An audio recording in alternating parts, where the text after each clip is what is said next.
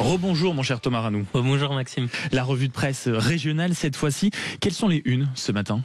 Eh bien ce matin, Midi Libre s'intéresse aux viticulteurs. 2025, année de grande détresse, titre le quotidien, avec de nombreux manifestants en fond, puisqu'ils étaient hier plusieurs milliers à descendre dans les rues de Béziers. Vous en avez parlé avec votre invité de 7h15, le président des jeunes agriculteurs de l'Hérault. En cause des rendements asséchés par la canicule, le prix du vin qui est devenu trop bas pour que les viticulteurs puissent en vivre. La filière se dit à l'agonie. Midi Libre parle du cri de désespoir d'une profession qui se meurt. Plusieurs témoignages de manifestants sont à retrouver dans les pages du journal. On nous ment sur les prix, on nous noie sous les taxes, ou encore, je cite, c'est le combat d'une terre, d'une culture, d'une identité. La viticulture doit être reconnue comme patrimoine culturel. Alors, il y a eu aussi deux autres manifestations qui avaient lieu hier à Bastia et à Ajaccio. On en parlait hier dans la revue de presse. Ce sont celles contre les mafias en Corse. Eh bien, ça fait la une de Corse Matin. Le Front citoyen, titre le quotidien, avec en fond des manifestants et une banderole Assassini mafiosi fora, assassin mafieux dehors en français. Une mobilisation qui montre l'enracinement d'un combat par-delà les lignes de fracture de la société corse selon le journal. Faut dire que les mafias font vivre un véritable enfer aux populations locales.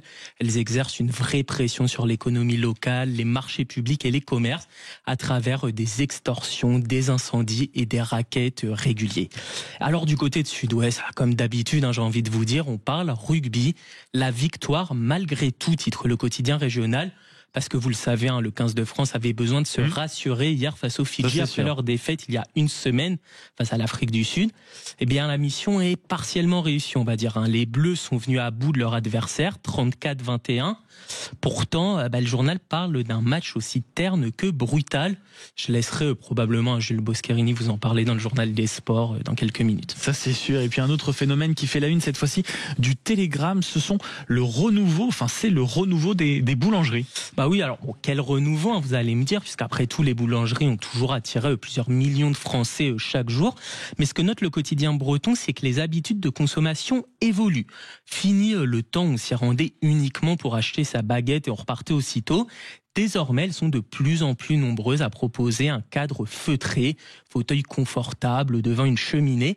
En fait, concrètement, ce qui se passe, c'est que la consommation de pain baisse en France. C'est une tendance longue sur plusieurs décennies. Raison donc pour laquelle les artisans agrandissent leur échoppe pour permettre aux clients de consommer différemment. Voilà, des salades, des pizzas, des plats chauds. L'offre destinée au déjeuner représente désormais entre 60 et 70% du chiffre d'affaires de ces boulangeries. Et puis une autre tendance qui est mise en avant dans la revue de presse des régions ce matin et que vous avez déniché mon cher Thomas, c'est dans la dépêche du dimanche. Et celle-ci est beaucoup moins drôle quand même. Ce sont des cambriolages qui se multiplient. Mais alors là, c'est à l'appel. Ouais, c'est ça. Cambriolage, le fléau silencieux, titre le quotidien, qui note que le nombre de cambriolages est largement sous-évalué, puisque beaucoup de victimes ne déposent pas plainte. Le taux de victimes de vol par effraction a augmenté de 14% en un an. Parmi les victimes, seulement 57% vont porter plainte. Une des causes qui explique ces cambriolages qui se multiplient, c'est que seulement 7% des foyers sont équipés d'une alarme. En comparaison, pour vous donner une idée, c'est 50% aux États-Unis. Le quotidien prodigue quelques conseils pour éviter d'en être victime, notamment quand on part en vacances. Le plus efficace, ça reste la dissuasion avec une alarme visible qui envoie toujours un message clair aux potentiels malfaiteurs. Ça c'est sûr. Merci beaucoup mon cher Thomas Ranou pour la revue de presse de ces régions comme d'habitude après le journal de 9h, en tout cas dans vos grands matins du week-end.